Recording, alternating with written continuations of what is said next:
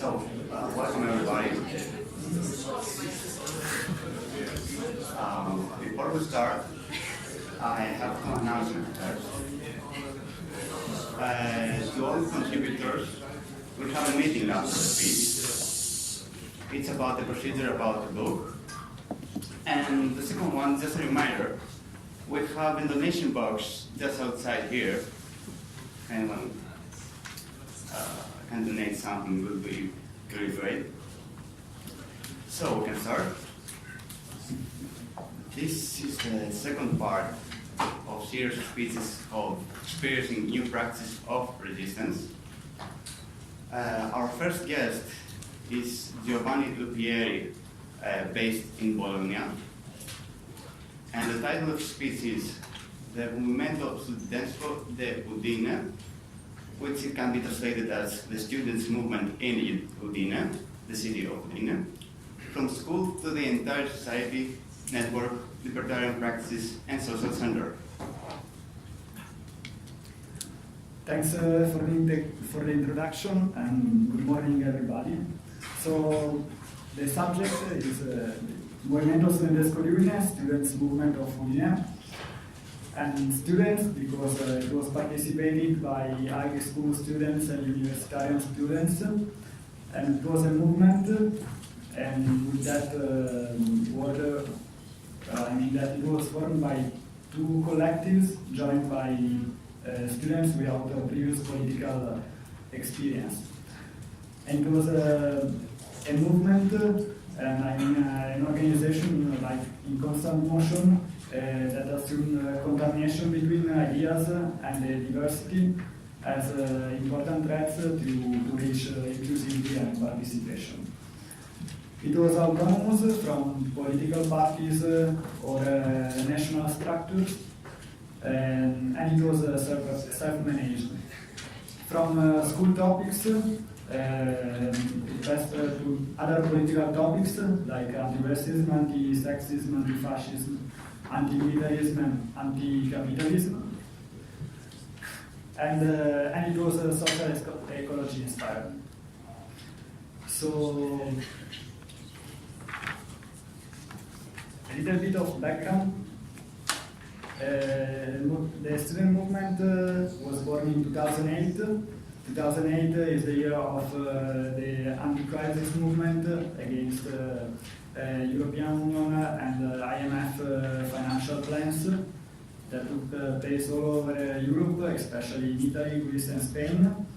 And in Italy, there were also a huge protest of students against the German school reform. There was another series of cuts in public schools. So the two slogans of these movements were "No riforma Gelmini" and "We will not pay the crisis." So, to opposition against capitalistic reformation of the state, and an active, but also an active refusal, the manifestation of the will of to build a new model of school and a new model of society. And okay, Udine. So Udine is a little city in the northeast of Italy. It was a little provincial city, quite a peace place with a majority of all the population. So it didn't offer great expectations for the youth population, and this was one of the problems underlined by the students' movement. So the point is that we are at a very little local scale, not in a metropolitan scenario with a hidden contradiction of this system, and not customized with the huge political struggles. And in this, I think that three elements, among the others, are important was important for the student movement to its history. And there was network, libertarian practices, and presence in a social center. As network, I divided it into social networks and political networks. Social networks were the expression of everyday social relationships, like between friends, schoolmates, families, workers, etc. And political networks were the connections between political structures, groups, or collectives engaged in school thematics or other political topics. And the presence inside both of this network of the student movement was important to reach a high number of people, all the Udine community, and it was important for the student participation and for the mobilization of the community. This organization, the student movement, was able to reach a high degree of diffusion of these ideas and to enter into the public debate and opinion as an important actor. The second, the libertarian practices. First of all, assembly, consensus, and sharing knowledge. The assembly was the fundamental structure for the student movement. It was the place where the students could discuss their ideas and express, and this assembly expressed a unity in diversity, because student movement of Udine didn't have a particular color, but was the aggregation of different ideas of different students.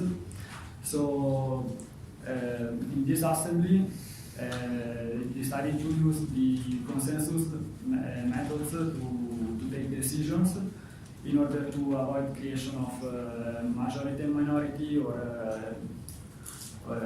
in order to include everyone in the decision. And for the action, I divide into constitutional action and direct action. About constitutional action, it was for the major communicative campaigns like flyering, radio program, or the presence of on the newspaper, the organization of assemblies and public initiatives, and the presence in the school institution. The presence in school institutions was also the expression of collective or informal groups that were in every school and supported and was linked with the student movement. And about direct action or conflictual one, during 2008 there were school occupation and self-managed activities that interrupted the ordinary routine of the school to create moments of public discussion between the students and moments of sociality. Also in demonstrations, the demonstrations were called by the students' movement. So during the march, it was like the students expressed their no to the school reform, no to the neoliberal politics, etc. And at the end, there was so during the march it was in opposition to capitalistic efforts. And at the end, there were organized these public assemblies in the square that were the moment of the active refusal of the power to create. So they were called by students' movement or by the students' movement, but they belonged to all the students in Udine. And they were a moment of discussion by consensus, assemblies to take decisions about the strategy and to have feedback and proposals about the movement activities. And the last, the social center. The social center, it was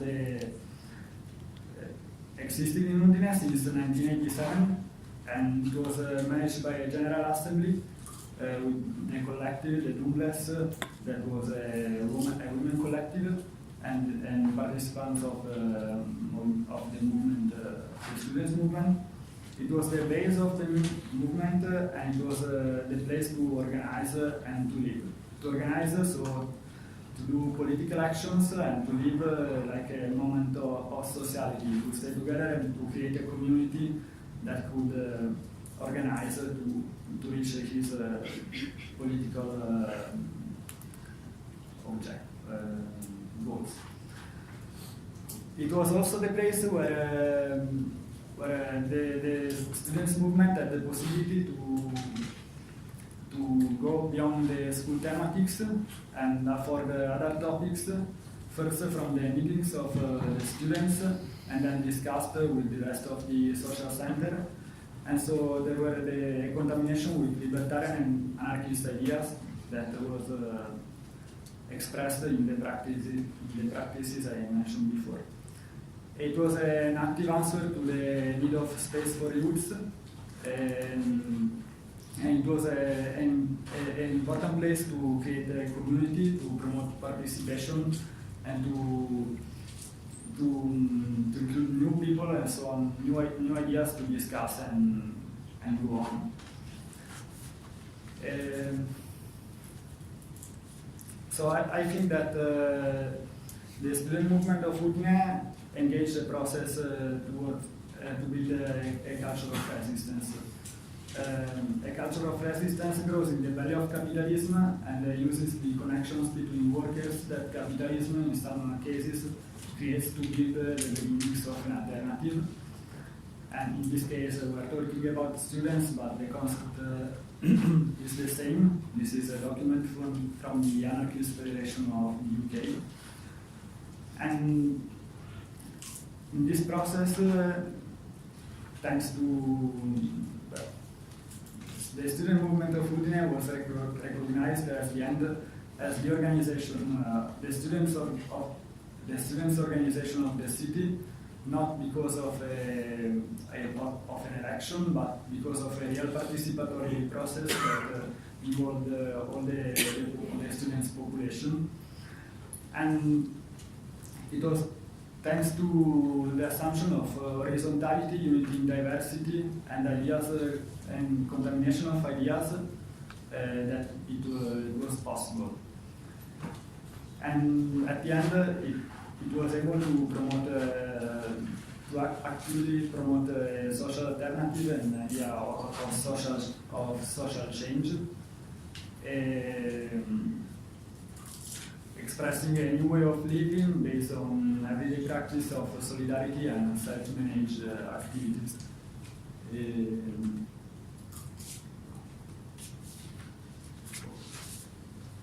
To conclude, I think that in a little local context like Udine, it was an important experience because a student movement, composed by young age participants, could become an urban grassroots movement supported by people and in which thematics and proposals were discussed on the public debate. It was interesting because it overpassed the cross the cycle of protest that is usually associated with the students' movement, and I think that it has left an heritage in people's mind, like the first political experience for today militants or for the others, and imprinting about attention for social change and for social to build a new society. And that's it. Thanks.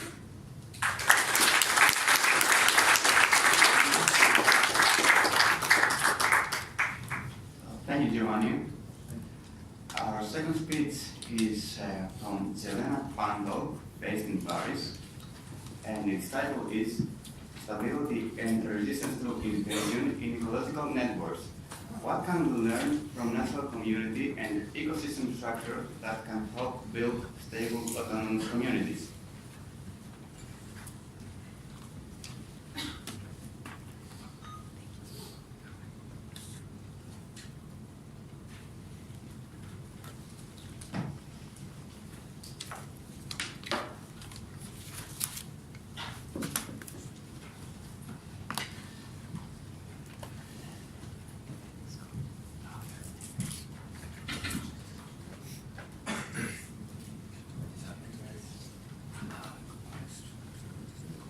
Halfway there?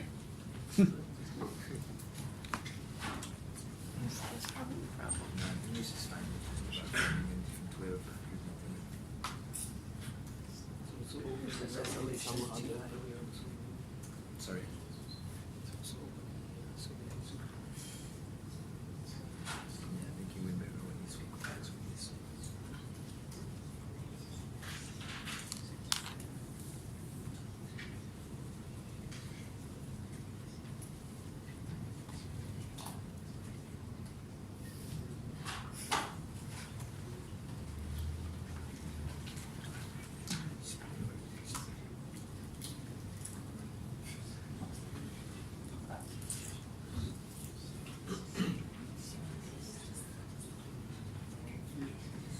It's not the projector, is it?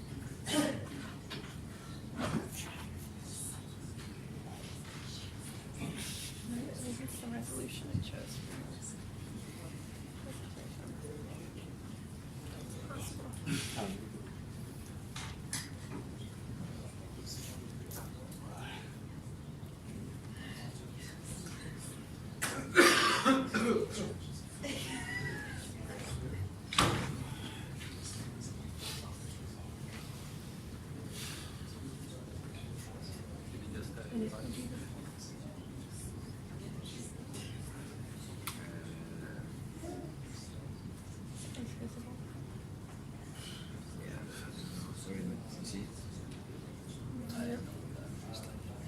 It's fine for you. It's okay. It's still visible, which is the most important.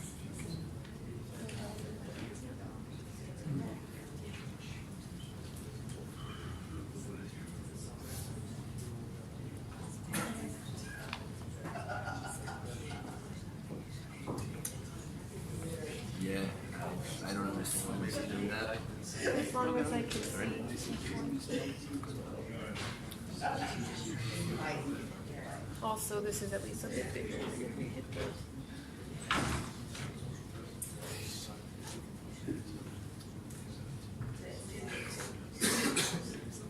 that case, I'll use the PowerPoint screen. Yeah.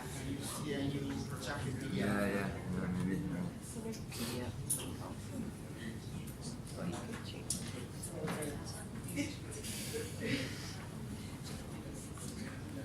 Or if you're fine with this, we keep it like this, or we go to PDF. I'm fine with this if people don't mind the slight distractions around the border. No, just to get the PDF, no? Just like this, okay. Or save as. It's an edit on probably not. Yeah. When I nail it. Why? Yeah, it's in the edit for read only. You think so? I think so. I think that's what I saw. Okay. I mean, I didn't do that on purpose, of course, but No, that's no, what I of saw. course, It but, had a message that said read only, so it won't be. Ah. Okay. Okay, so. You're fine? Yeah, I'll be. Thank you. Okay, sorry about that. And each one works. Okay, you can just click on the top and the bottom. Sorry about that. That's okay. Okay, thank you for your patience during technical difficulty. Hello, I am a biologist and an ecologist. I teach environmental science and biology. I spend a lot of my time learning about how natural communities are structured, and I look at very small organisms like plankton and snails to learn about some of the universal principles that underlie how life on Earth can be organized and structured. In some ways, life does have some degree of order. So there's some properties, life has converged on some solutions that work and work very well.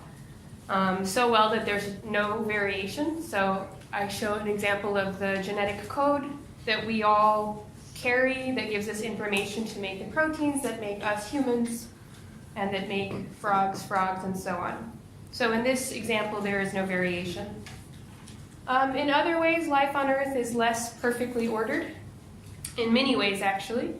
Life on Earth retains variation, and this gives it the ability to evolve and potentially, although not always, adapt to new environmental conditions. So I spent a lot of my time trying to quiet my own mind, trying to eliminate some of my biases and perspectives I have as a person, to try to come up with paradigms to understand how different properties of living organisms can be structured. So first, some points that I think we all realize inherently. Life is diverse. It's incredibly, unbelievably diverse. Life is also quite resilient. It harbors enough variation that some organisms, although not all, can survive some of the most harshest environments. This is a picture from a friend of mine who likes to take pictures of small, fuzzy green moss everywhere she travels. And this is what you see in the background is the forest behind a Buchenwald concentration camp in Germany. So life has amazing amounts of resilience as well, although as destruction continues, important things like diversity can be lost as well. So what I want to discuss today is how living organisms organize in the ecosystems that we observe around us. And I'm going to use a particular way of looking at the structure of living organisms. It's using a network perspective, and what I'm showing you here is a food web. So in this food web of a lake, every single node here is a species, and all the species are linked by eating one another, consumption of various species.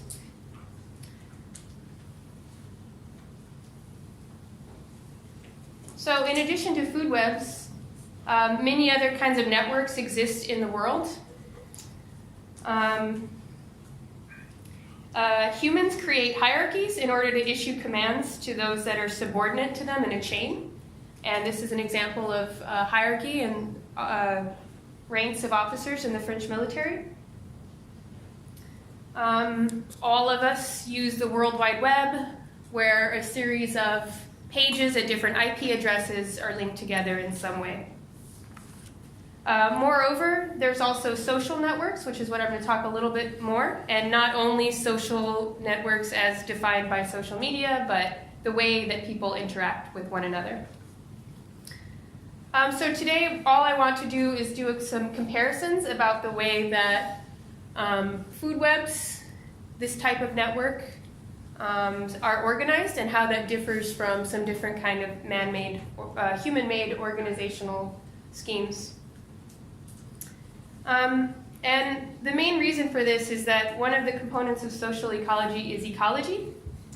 There is an ecology that exists in nature, whether we're here or not, to observe it.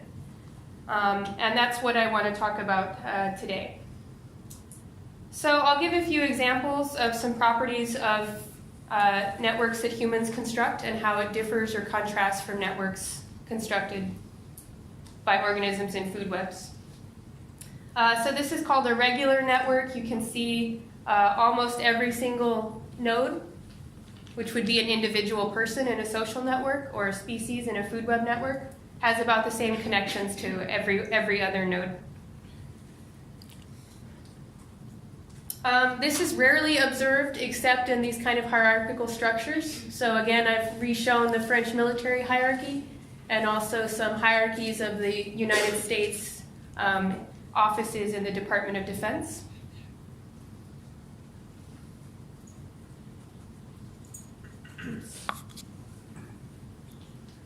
Another possibility is a completely random network where every two pairs of individuals have a certain probability of interacting, and that's it. There's no defined structure to it. They just either do or don't interact with a certain probability. And last but not least, we have the kind of networks that tend to be observed more often. They're called small world networks. And there's many examples of this. Almost every kind of network you can think of, with the exception of food webs, tend to have this kind of structure. So some examples include how signals are transmitted through all the neurons in human brains. This is also a small picture of the electric power grid in the United States. So these all follow this particular kind of network type called small world networks. And again, many different kinds of networks: urban roads, railway networks, computing grids. follow these patterns. So to contrast food webs with these kind of human-made web networks, we'll look at a few properties. The first is how many connections individuals in the system have. So individuals can have 0, 1, 2, 3, or so on connections to other individuals. And in these human-made networks, they're quite uniform. Most individuals tend to have about the same number of connections as each other. But these kinds of small world networks, the ones I said almost every kind of network we observe, the World Wide Web, power grids, how information is transmitted in human brains, they have a different pattern. They tend to have a number of individuals. Most individuals are very poorly connected, so let's put the number 0 here as the number of connections, or even 1 here. And there's a few individuals that are very highly connected to the rest of the network. This might be a little bit easier to picture if I show another example of such a network. Although if I can't, then I won't. Here's simply another example of what one of these kinds of networks look like. We have a few individuals that are very highly connected to others, and many individuals with very few connections. And these kind of networks tend to be easy to exploit. Perhaps many of our Instagram or Twitter feeds are inundated with highly influential people who advertise products. Also, news outlets, propaganda outlets like to target these highly influential individuals as a way to disseminate information as quickly as possible. So I'll say quickly that this is one way in which these kind of food webs, communities of organisms, differ. There's much more diversity in how they're connected to each other. In fact, there's no single form that these kind of networks follow. So most of these kinds of networks called small worlds follow this exact functional form, very few exceptions. What's interesting about food webs is they can follow different forms. All of these are observed in nature, no single form dominates. And when we're talking about stability, that can be defined as if you take one of the species out, how many other species no longer have anything to eat. One of the properties that gives a lot of stability to food webs is when there's a lot of diversity in the number of connections between individuals. So these are inherently less stable than these networks. One of the reasons these networks are used commonly, or found commonly, is that it's easier for information to travel through them. So what I'm showing here is an example of something you could calculate if you were so inclined, which is the average length it takes to get from one node to another. So the feature I want to point out is that the network you see on the top right, these human-made networks called small world networks tend to have short path links. It doesn't take that long for information or another currency to spread through them. Whereas food webs, this kind of efficiency of transmission, you may be unsurprised to hear, is not one of the defining features of these food webs. Instead, it's stability and resilience to disturbance.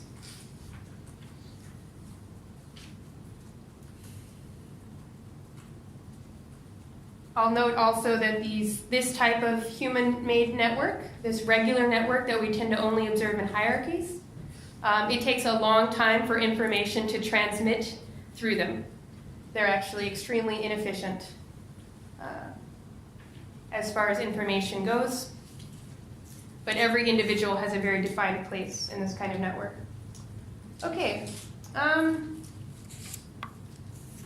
I don't want to actually show data of this type, so I want to see about making one last point.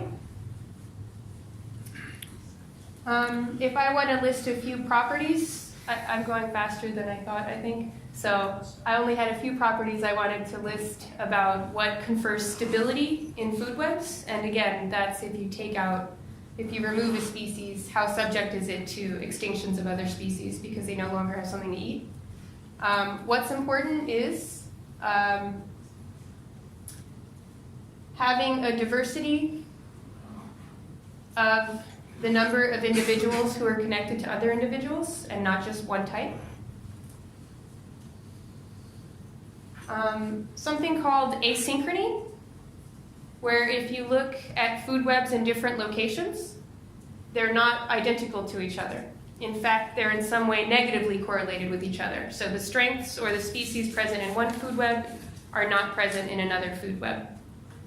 So this kind of diversity actually also promotes stability. It means that if a species goes extinct or isn't present here, it can be colonized from another location.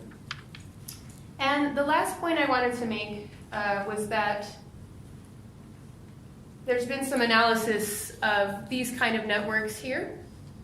A study was done that looked at why the people who contribute to websites like Wikipedia, that's a connection between individuals. So I'm actually not explaining that very well, sorry. There was a study done that basically showed that human behavior is partially responsible for some of these trends, at least in human social networks. So that means we have behavioral patterns where we tend to cluster with other like-minded people and share information among one another. And so I just wanted to point out that if we're thinking ahead about how either people can organize themselves or you're looking at communities that you would like to support and have some degree of resiliency, that can be defined in different terms, of course. I'm not trying to compare the two.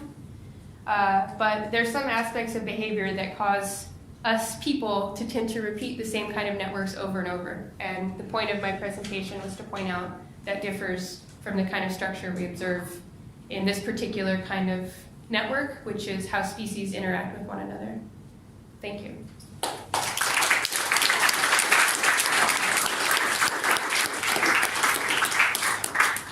Thank you, Jelena. The third speech is from Elliott Woodhouse, based in Sheffield. And the title is Rebuilding and Commoning Neighborhood-Level Infrastructure Through Community Dining and Social Eating Spaces.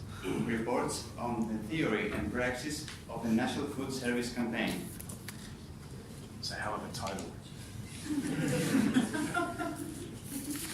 Sounds better than it is.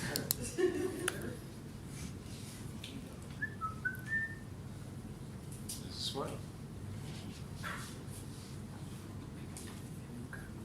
Sorry, is it possible that was the problem with the previous computer, the switching on and off the projector? No. Now it's okay. It's just me. Hey. Okay, great. So I'm here to talk about a campaign that I've been part of in running sort of predominantly out of the north of England. Going to talk sort of a bit about what its aims are, the kind of theory it's working with, and how I particularly think that social ecology kind of theory and praxis can help us understand what's been going on. I ought to note that I don't speak for the network in that kind of regard.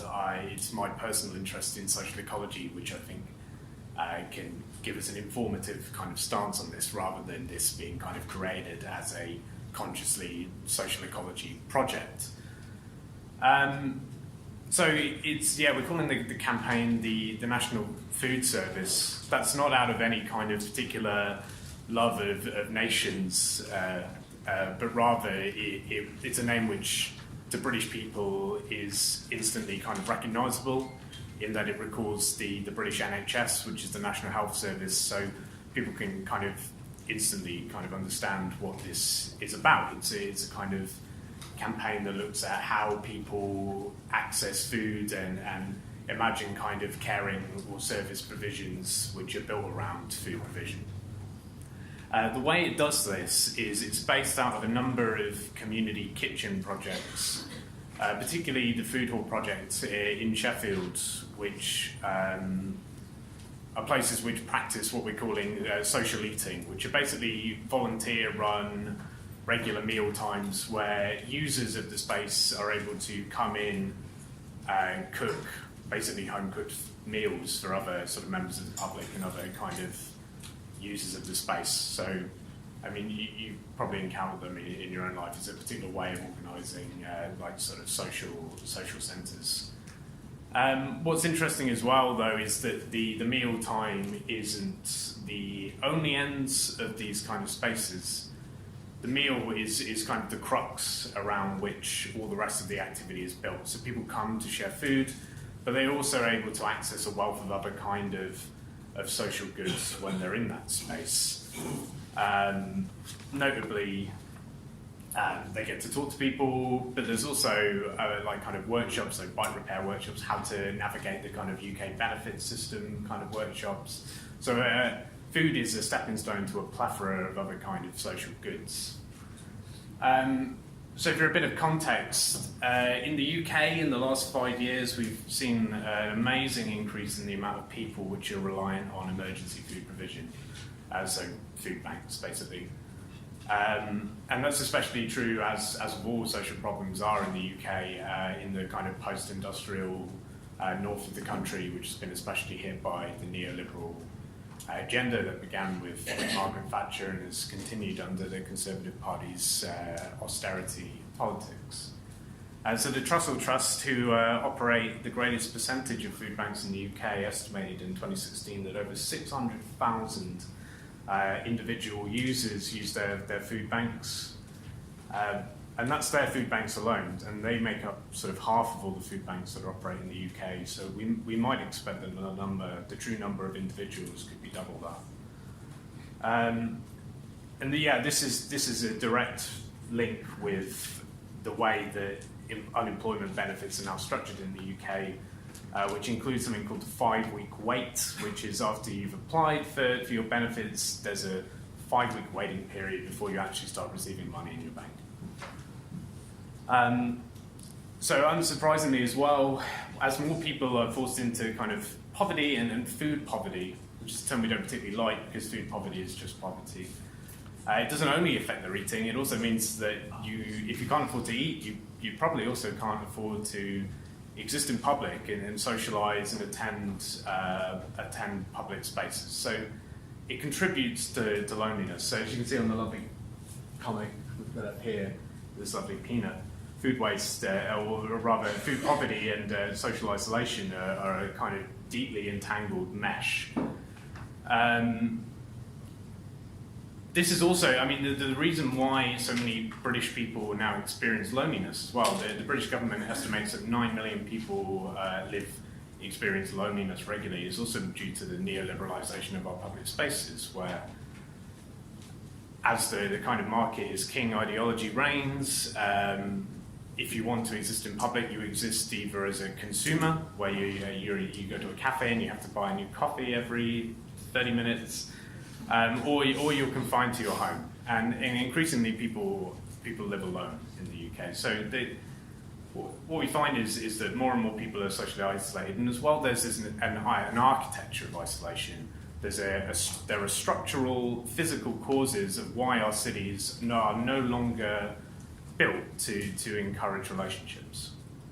And then sort of the third kind of angle of this is what we call the food waste and hunger paradox. So more than half of the food that's produced in the UK never actually goes to feed a person. Most of it is wasted in the journey between where it's grown on farms and how it moves to supermarkets to wherever it never gets sold. So we live in a time of unparalleled abundance, but at the same time, possibly over 600,000 people have to rely on emergency food provision. So what the activists involved in the Food War Project and involved in the National Food Service have campaigned is thinking about how we can tackle these kind of free social problems which are so deeply interlinked together. And we think there's this kind of role of community kitchens and a new kind of wave of public architecture are the way forward for that. So a bit of kind of historical context. Eating together in public and in the city is something which is deeply embedded in our urban histories. So if you think about the earliest kind of architecture or the earliest kind of urban planning, you can imagine the campsite built around a communal fire pit or a kind of communal oven. And so in that case, that's almost the very first kind of public food hall or the public eating architecture, is you have a space which isn't just for cooking and sharing food, it's also about achieving other kinds of social goods. So it's knowing the members of your tribe or your village, talking, playing, trading. I don't know what these people are, I can imagine it socializing. And so, as well, in this city, amazingly, in Athens as well, in the kind of amazing ancient Greek culture that we have around us, in the ancient Greek times, there were incredible public buildings which were dedicated to the idea of shared public meals. So, not actually in Athens, but in Sparta and in Crete, you had public architecture, the Andreon, which is a public building which is both a citizen meeting place and a banqueting hall. And these places had an integral function in building citizenship. They were a place where people came to be inducted into citizenship by hearing political conversations and eventually becoming a fully functioning member of their community.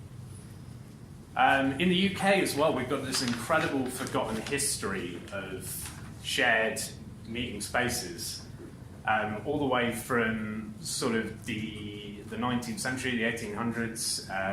You had all over in urban areas kind of communal kitchens where local activists, particularly women, were running their own kind of purchasing co-ops and communal eating spaces as a way of sharing domestic labour. We know particularly that the suffragettes, who were part of the essential movement for women's suffrage, were running community kitchens in London as a way of cutting out the middleman, and so making cheaper purchasing and sharing domestic labour so they could be activists. During World War I, these spaces are networked into part of the government's scheme for tackling food insecurity, which is a result of the war. And so as people, as rationing was enforced and as food increasingly had to go to the front lines, the government basically institutes what it calls communal feeding centres, which is a horrible name. And eventually they were sort of called the national kitchens, which served cost-price food at this like neighbourhood level. And what you'd have is neighbours coming together in these. Some of them are purpose-built, some of them are repurposed, like union halls and things, where they're cooking together, sharing food with their neighbours. What you have is a really tightly knit community which is getting to know each other. In fact, there's an incredible report that was produced in 1917 by the government that was so convinced that this model of community infrastructure was the way forward for urban spaces. And I'll directly quote, they say, "Probably at some time in the future, it will be difficult to believe that each household in the country did its own separate marketing, buying of food from retailers 100% above cost price, that every 100 houses in a street had its own fire for cooking, and that at least 100 human beings were engaged in serving meals that could have been prepared by half a dozen trained assistants." They're so convinced that this is a good model for an urban community, they can't even imagine that 50 years down the line that we're still going to be cooking in our own homes. This program is revived during the Second World War. It's rebranded by Winston Churchill as British restaurants because he's worried that the communal kitchen or the national kitchen sounds too much like communism. And which is actually a really interesting part of it as well, because there was the reason why these places shut, and there were 2,000 of them in World War II, serving sort of £1 a head kind of meals in today's money. The reason why they were shut down wasn't because they were unpopular, it was literally because of the fear of what would happen if you had working class people meeting regularly in public. And so if you think about where communal kitchens and communal dining facilities exist today, it's in elite institutions, it's in the public schools of Eton, it's in Parliament, people are very aware of how great it is when people meet to eat together, but they can't envision that happening for working class people. Yeah, so what's interesting in the way that these the public architecture of reading together has changed, it mimics how all public services have evolved in the UK, which is in sort of three distinct stages. First, from this kind of patchwork of altruistic societies providing a kind of grassroots service, to the state becoming involved and running a kind of top-down, cradle-to-grave kind of infrastructure for service. Richard Titmuss in War and Society points out that when the state starts getting involved in public service provision, it's almost always at times when the state is mobilising for war. And so if you don't have healthy citizens, you also don't have good soldiers. So the state has a really interesting relationship with taking on public service provision. Now we have this kind of neoliberal system, which in many ways actually involved as a way of breaking down this kind of state infrastructure and having this like heavily bureaucratic infrastructure, which is difficult to navigate and difficult to defend. But of course, it's built on this principle of you buy your kind of care and services you need, which while you know perhaps had interesting kind of good goals at breaking down like monolithic bureaucracies that actually just pushes people further out of the ability to access care. So what we're thinking about now is whether or not it's possible for there to be something which is as cohesive and as built around the public as a citizen, kinds of care institutions which are again built from the ground up. Can you avoid the kind of fragmentary or exclusionary kind of grassroots institutions of service provision that we had in the 1800s? Could you do that again? And so that's the kind of the background to what we've been thinking about as part of this campaign. So the campaign has worked to identify other activist organisations which are providing these kind of community kitchens, which are doing like sort of free at the point of usage kind of foods, and wonder if you can put them together into a cohesive network. How well am I doing for time? Yeah, we have 5 minutes. 5 minutes left? Okay, that's good. And so, yeah, that's the kind of campaigning work we've been doing at the moment is starting to get in touch and starting to identify other organisations that are doing this.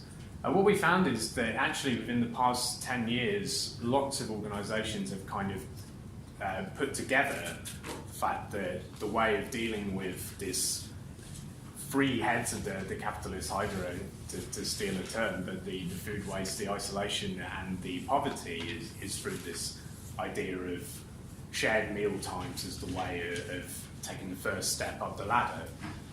And so once you start rebuilding a social network, you also start rebuilding the infrastructure for resilience, as the neoliberals might put it, but what we might term the infrastructure for mutual aid.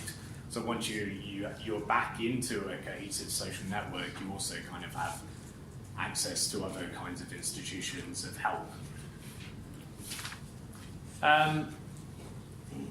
So yeah, that's what we're kind of thinking about is can we transition away from the market provision or the government provision downwards into a kind of horizontal kind of public service, which is sort of legitimated by its users, not sort of legislated down from above.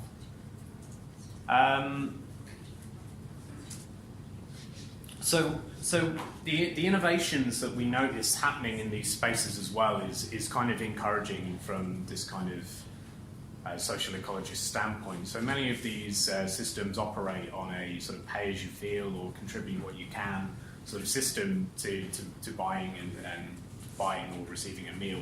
So contribute what you can might not involve a monetary transaction. It might involve doing the washing up or cooking the next week or acting as a greeter to bring in new people who've never been before. one of the real problems that food banks have is that there's an enormous stigma of shame attached to actually requiring help, and normally the biggest hurdle that food banks have is that people don't want to interact with them because they feel, I guess, powerless, or like it's wrong for them to take without giving. But what this model, this kind of social eating model offers is a new way to encourage participation by kind of recognising other forms of economic sort of remonstrance. You can contribute what you can. Also, just have a really nice anecdote. In the food hall, which is the place we work out of in Sheffield, it's really clear from the beginning that whether or not they certainly weren't putting it in social ecologist terms, but they have clearly been thinking about the way public space and cities operate. So on the wall is I'm not sure I have a picture of it actually, but a kind of slogan emblazoned on the outside of the space, which says the city for everyone is made by everyone.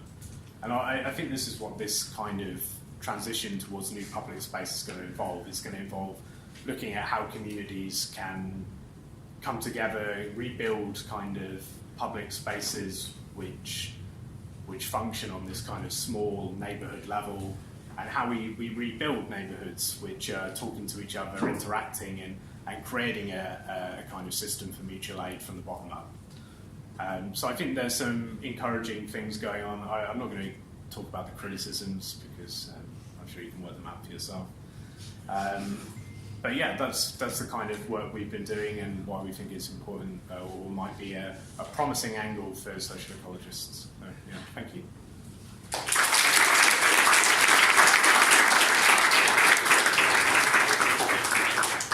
Thank you, Elliott.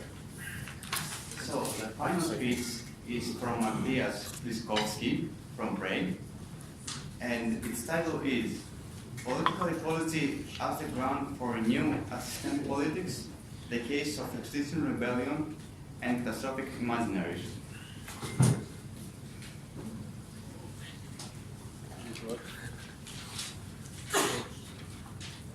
Hello everyone.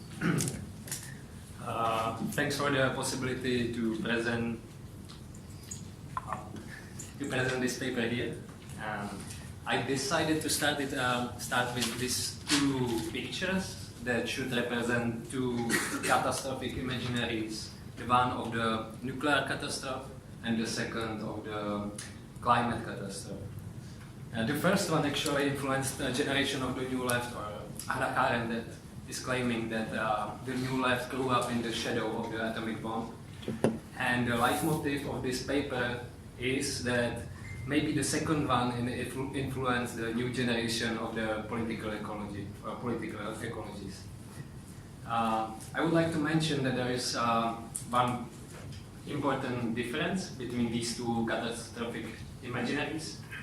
Whereas the nuclear catastrophe was in hands of politicians as human actors and wasn't therefore inevitable, the climate catastrophe, from the perspective of Anthropocene, is the effect of the humanity as the ecological or morphological force.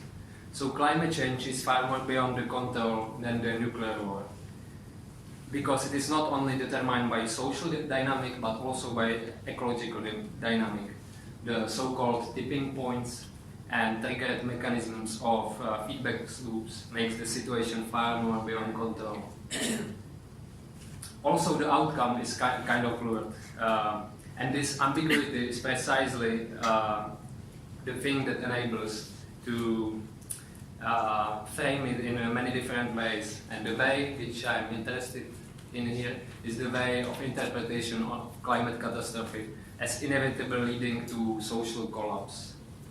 So the argument is that this imaginary has the power to destroy.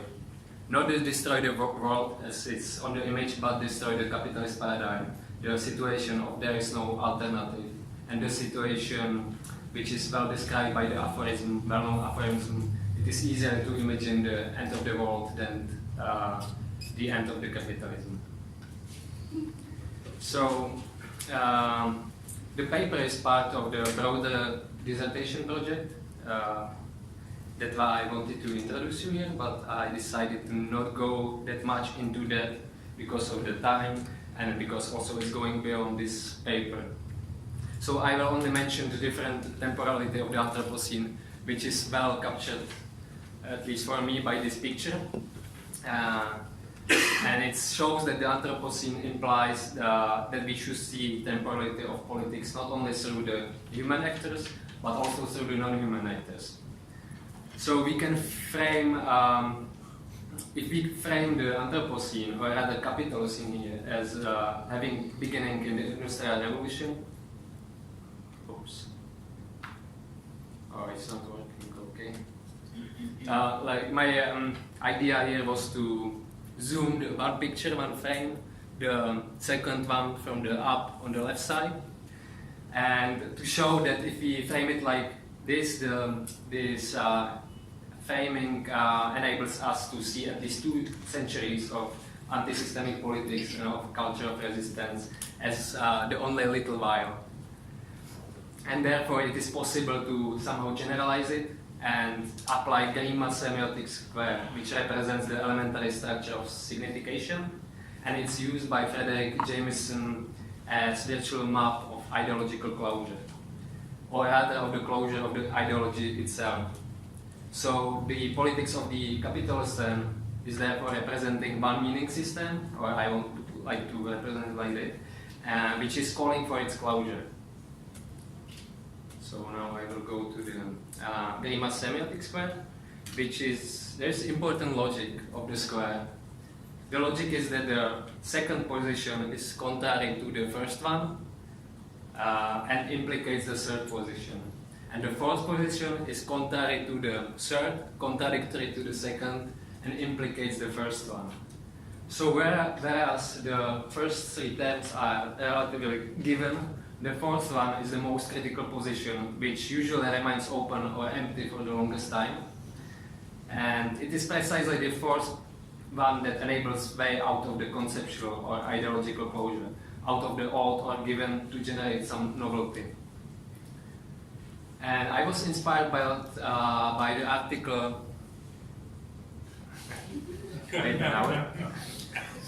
by an article of one sci-fi writer, Kim Stanley Robinson, who wrote an article, Dystopias Now, and he applies this square to the concept of utopia. And by doing this, he shows that utopia has not only its opposite, the dystopia, but also contrary concept, the anti-utopia.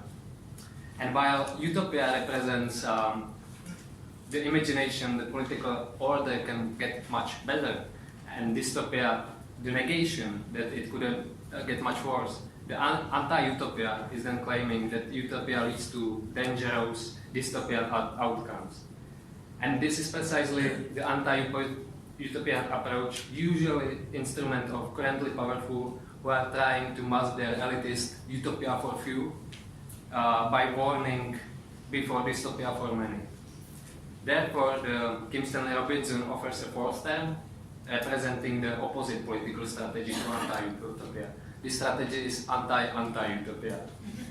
According to him, one needs to acknowledge dystopia, but not to stop there, and still look for the utopian horizon beyond the disaster behind it. And since this meaning system of the concept of utopia is already used to describe political ideas and practice, I decided to use it as a basis for anti-systemic movements of the left, or culture of resistance, if you will, to look at the possibility of anti-utopian politics. In a situation where the possibility for utopian politics seems to be lost, if not after the 1968, then for sure after the 1989, marking the end of the history. And however, before we get to the starting point S1 of the anti-systemic politics, I would like to start with the definition of what I would mean by politics, political and politics. The argument here is that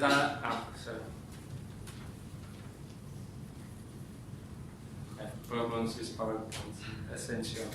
So my argument here is that it was a specific historical constellation the democratization of the absolutist state politics that led Carl Schmitt actually to define the concept of the political as the distinct from the concept of the state politics. So while the political describes the polemical logic of the political ideas, some kind of undecidability between a plurality of meanings, which produce different political options and identities, the friends and foe logic. The politics represents institutional rules of the games.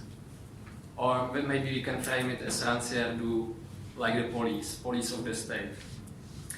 And the overlap between the old absolutist state politics and the new logic of political is a parliamentary system of ideological political parties which are competing within the centralized nation state. This is what I call here political politics.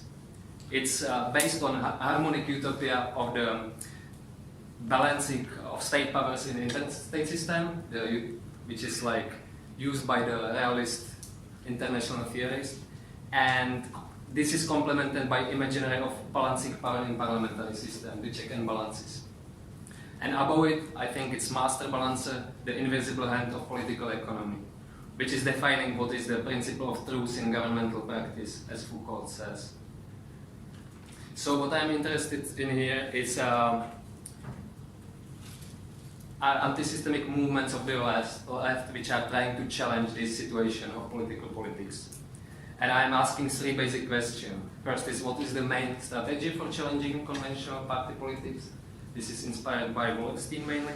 The second is, what is the central sphere of the political or central sphere of the truth, which is inspired mainly by Schmitt. And then the last question is, what is the utopian imaginary, which is inspired by this sci-fi writer. And the argument here is that whereas Schmitt introduces the new concept of the political in order to grasp the new tendency of modern politics, which he is actually normatively opposed to, the paradox of anti-systemic movements lies in the fact that they try to overcome the logic of the political, but rather than the politics of the state. Therefore, they paradoxically follow the conservative intention of Carl Schmitt. So we are looking for the innovative force position that should be therefore based in opposite strategy, overcoming the politics of the state by widening the political, the logic of political. And the argument is that the ground for this new strategy could be the political ecology.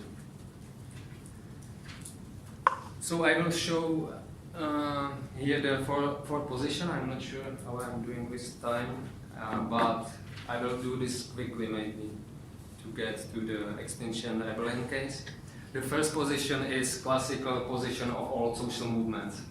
I call it metapolitics, following Rancière, who describes the understanding of political antagonism as displaced manifestation of true antagonism, which is socio-economic for Marx and for socialist movement. And after big debates within the socialist movements, the main strategy to change this false antagonism was state-oriented and compromised, according to Wallerstein, from two steps. First, gain the power in the state, within the state structure, and then change the world. So the second position, which is more innovative because I'm trying to include here new social movements as well as dissidents of the Eastern Europe or Eastern Bloc, is based on the opposite strategy. It's rejecting the two-step strategy of the old social movements and saying that and concentrating the effort on transforming first the society and then the state politics. And the state politics is still in the center of governing. It's only balanced or balanced by this strategy. And the central sphere of neutralization here is actually located in morality of the society or in intellectual humanism, which found its practical expression in human rights. And one interesting theoretic historian of the human rights claims that the human rights are actually representing the last utopia, which is minimalistic and rather defensive. This, I will not go in detail in this, but it's much well with the Ulrich Beck notion of negative utopia, when he's saying that the risk society have negative utopia, which comes as the negation of the class utopia, because it's concerned rather with preventing possible dystopian outcomes than the actual content of the utopia itself. So, and this second position implies the third, post-political politics, the politics of NGOs as transactional movements or activism of epistemic communities. And it's similar to the second position, but instead of the humanism or morality, it uses the science and managerialism to restrict the political, but within the state politics. And what is important here that it's using the ideology of ecological modernization, which is in its core anti-utopian, that only technological modernization can solve the situation, and any other utopias which are trying to change the system are actually dangerous. I think a good example of this is the recent book of Timothy Snyder, Black Earth, but I will not go into this. I just would like also to mention that very interesting case here are Fridays for Future, who are, I think, like Greta Thunberg is with using the post-political rhetoric, but at the same time we can observe quite important shift to politicization of the science. And for the first time in the history of the ecological movements, actually, one of the more concrete referent objects of the ecological security stand up and spoken for itself. So the voiceless got the voice, which is, I think, quite important here. And it's got us to the fourth position, which would be expected. We can expect it that it could be represented by the newest social movements. But the argument here is that the newest social movements or the post-anarchism cannot actually overcome the old dilemma between seizure of the state politics, either by force or through elections, and between bypassing the wall logic, as either by escape or rejection, as actually Ines showed us the first day. And the argument is that we need the political meta-politics to get the closure of the square, which is well described by Murray Bookchin, who are trying to find a way out from the deadlock between anarchist and Marxist tradition, while he is on the one hand rejecting the strategy to seizure the oppressive force of the state. He is also trying to overcome anarchist tendency to ignore institutional politics. And his communalist politics or libertarian municipalism seeks to change not only the content but also the form of politics. He wants to radically transform cities, governing institutions into democratic popular assemblies. So the idea is not to ignore and alternate existing structures for pursuing politics, but demand a radical transformation. However, I think in radical movements of nowadays, ecological, urban, and so on, and in their culture of resistance, they are working more with the prefigurative utopia of here and now, which is actually, I think, not able to confront the anti-utopia and adaptive logic of the neoliberal capitalism. So what we need, if we follow the logic of the Kim Stanley Robinson, is anti-utopia, or what I call disaster utopia, which is close to what Olli Tamiletto described by sociology of disaster. It is, I claim this is the inevitable power to destroy. And this is the positive moment I see with the current upheaval of the climate movement and within the Extinction Rebellion. Because there are authors who claim that the social collapse is inevitable. But not catastrophe, this is probable and extinction is possible. But by saying that social collapse is inevitable because of the climate change, they are also saying another world is inevitable. And they are actually opening social imaginary of concept of cosmopolitan middle class, which is mostly inherited in global capitalism and therefore pushed. And although I am quite skeptical about the first and second demand of the Extinction Rebellion, I think that what makes it possible to interconnect it with the political ecology is the third demand. The demand called beyond politics, and which is calling for citizens' assemblies on ecological and climate justice. And by this they are confronting the state to make national assemblies and also making popular assemblies on the states and on the local level. And I think this is important, even though I think there are some, in the first two demands, there are some tendencies to ecofascism, and also by this climate urgency, we can argue that it could lead to claim for the strong centralized state, and be dangerous tool of totalitarian left, or as we were debating yesterday, it could call for enlightened dictator. But what I learned when I was speaking with XR activists in UK, it's actually that they are promoting decision making in assemblies as being much more important than the outcome that could be even anti-ecological. And this is an important element of anti-utopia. The utopian aim is much more important than the dystopian risk here. The process is much more, or the democratization is much more important than the outcome. So the question is, could be Extinction Rebellion an actor that interconnects fragmented pieces of prefigurative utopias in contemporary cultures of resistance and begins the new cycle of the political ecology? And also, could it be the first war complement to struggles in Chiapas and Rojava? I think the answer is much more complicated, and there are many problems with it, and I wanted instead of conclusion, to share one big problem, which is within the XR, and it is, if we claim that it is like antisystemic politics, which is against the politics as the police, as Rancière would frame it, the problematic thing is how they are approaching the real police, the force power. They are actually used to chant, the police, we love you, we are doing this for your children too, which brings many problems, and it's open a big difference between mobilized middle classes and those who are on the margins. One example of this was when some activists from XR in the UK sent a bunch of flowers to police officers, thanking them for their professionalism. But it was the police station where actually not long ago one black man had died in custody.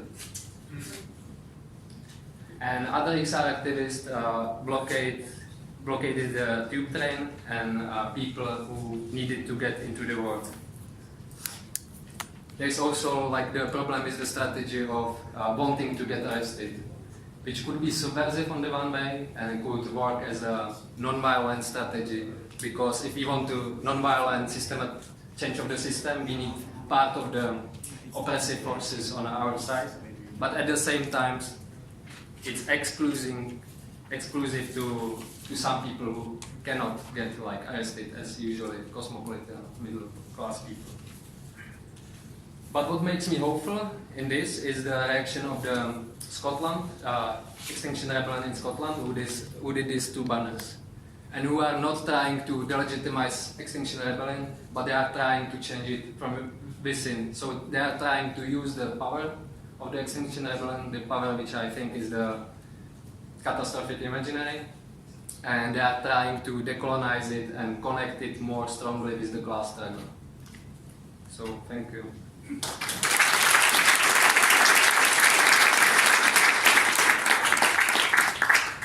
Thank you, Matyáš. So, are there any questions or comments? Yeah. I have a question and a comment for Jelena. Is that how you say your name, Jelena? I really liked your presentation because I have the similar training. And so I think in these sort of terms about networks, biological networks, or what Murray called first nature. And Bookchin was very interested in trying to find models from first nature to apply to second nature. He was critical of cybernetics and general systems theory, but he was continually looking for it, which is what I try to do. So my question specifically is, have you taken these models, these network theory models, and tried to apply them to communalism in terms of networks of networks or commune of communes? And have you identified any kind of particular network that works best for our communalist society here? Should we do all the questions together? Yeah. Okay. So, who hasn't spoken here yet? You? Can I do a very quick one? It's just about the presentation of the kitchens and if they are in connection with allotments, local allotments. That's my question. Okay, I've got more of a comment on what our friend from Czech Republic said. I don't know if it's going to be a question too. Just 2 or 3 things. Like, first, in supposedly first world Greece, 30% of the population nowadays cannot even have a warm house in the winter. And they have to pay carbon dioxide taxes because of climate policies, etc., in electricity bills, which actually put the bills twofold up. And second, the Gilets Jaunes movement in France, which has already many victims also, people killed by Emmanuel Macron, was against the rise of petrol in car petrol. And recently in Ecuador and perhaps in other Latin American countries too, there were like people, there was insurrection because the subsidy on oil was attempted to be eliminated, not tax like we have in Greece and in Europe, the subsidy. So, really, I mean, I don't really have answers on this. I don't even know if I have questions on this, but can we actually think that this movement can be decolonized? I'm skeptical. Any more room for one more question, or we get answering? One more question, I think. Yeah. Over there?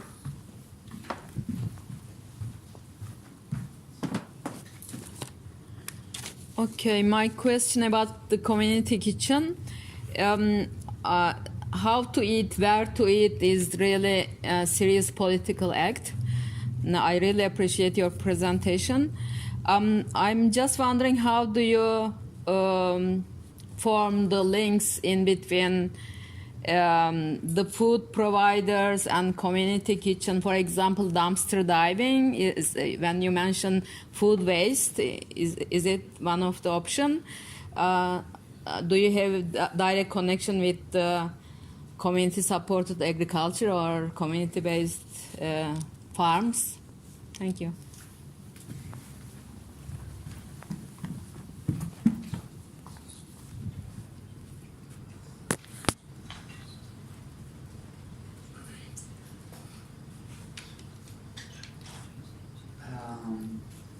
So the question can be answered from Jelena.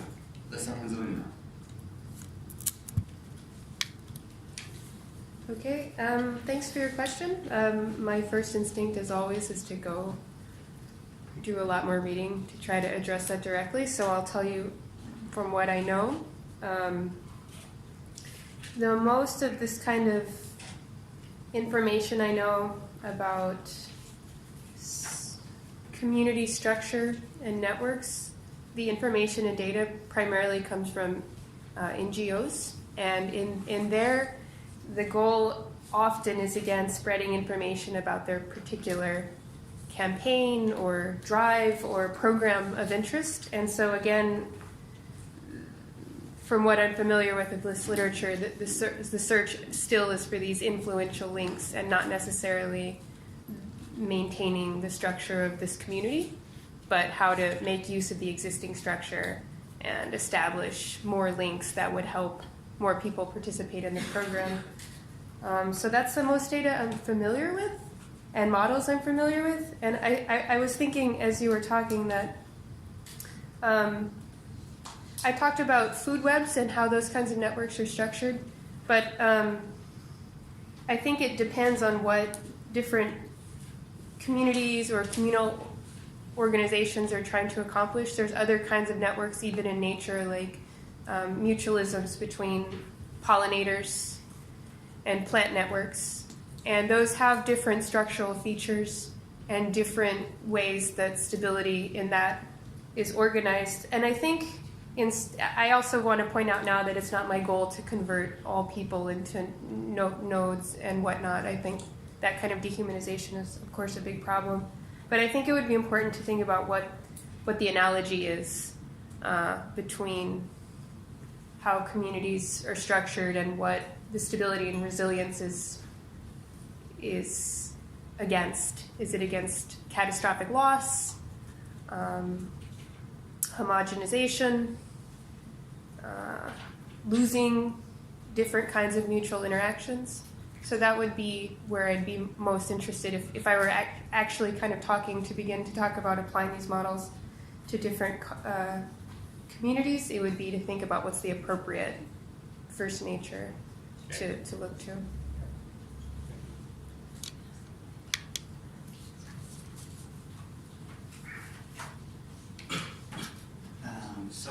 The next, let's answer to the question to the lady in the center. Okay, I think I can probably answer both of your questions in one sort of fell swoop because they're reasonably similar. They're about how where food comes from and where it enters the public eating network. And so I can offer two kind of possible responses which might help elucidate some contradictions in the kind of praxis that we're doing. So there's where the food comes from at the moment. So the way that the Food Hall project operates is that we have an arrangement with a big local supermarket, and we're able to, the food that they are going to bin basically, we're able to intercept that and stop it going to landfill. So we have an arrangement with them. That's not entirely where all of the food comes from. So sometimes small amounts of money need to be spent from donations to make up stocks, or occasionally we also get food from other kinds of donations. So there's actually a local like Ruskin kind of educational college which is nearby, which has a school of artisan bread making, and a horticultural college which produces kind of biodynamic food from a local farm. So they also, the stuff that they're doing comes in as well. You're starting to perhaps notice what might be a problematic contradiction here is that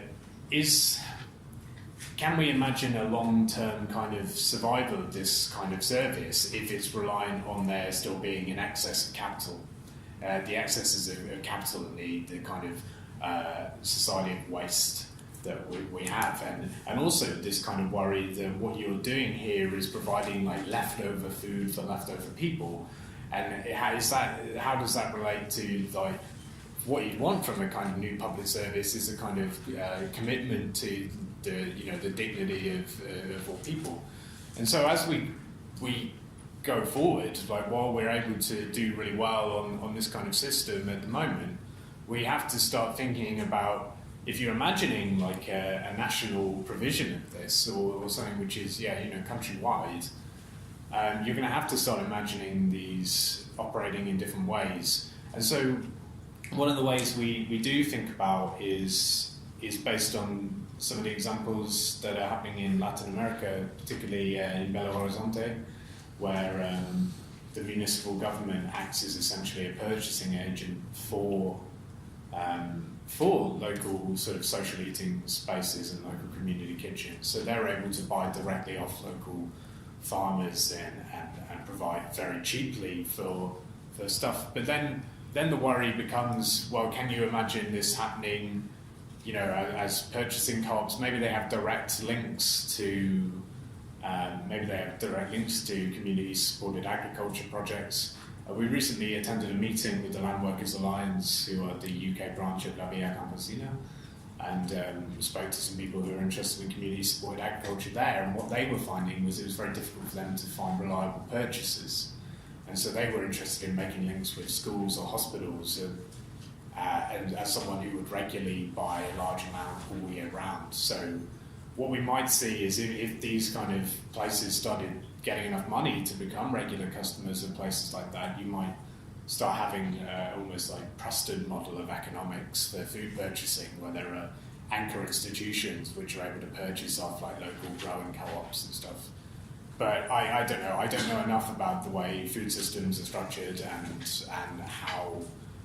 what the economic possibilities are for that. But yes, you're right in your kind of concerns, and there needs to be a better link with food provision and food growing for a holistic kind of food system which works for everyone.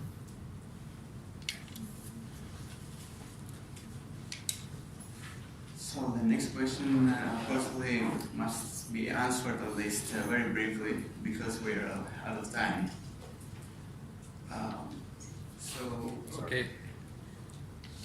Okay, thanks for the comment and this kind of question.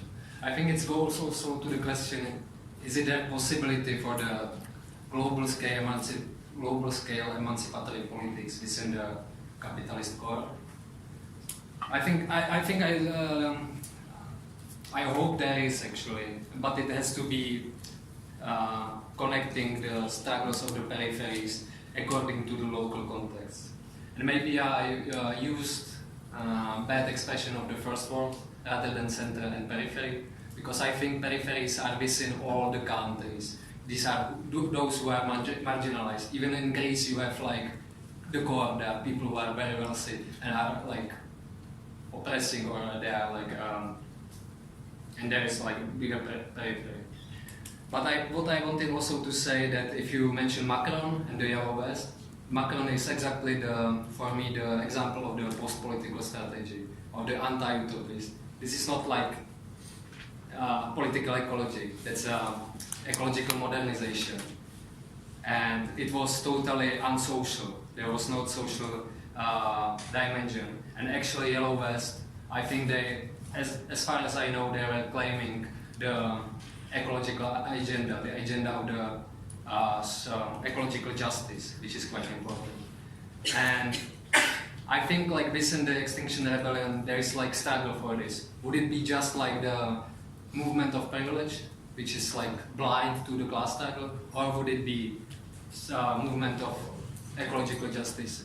And this is what makes me hopeful, this kind of action.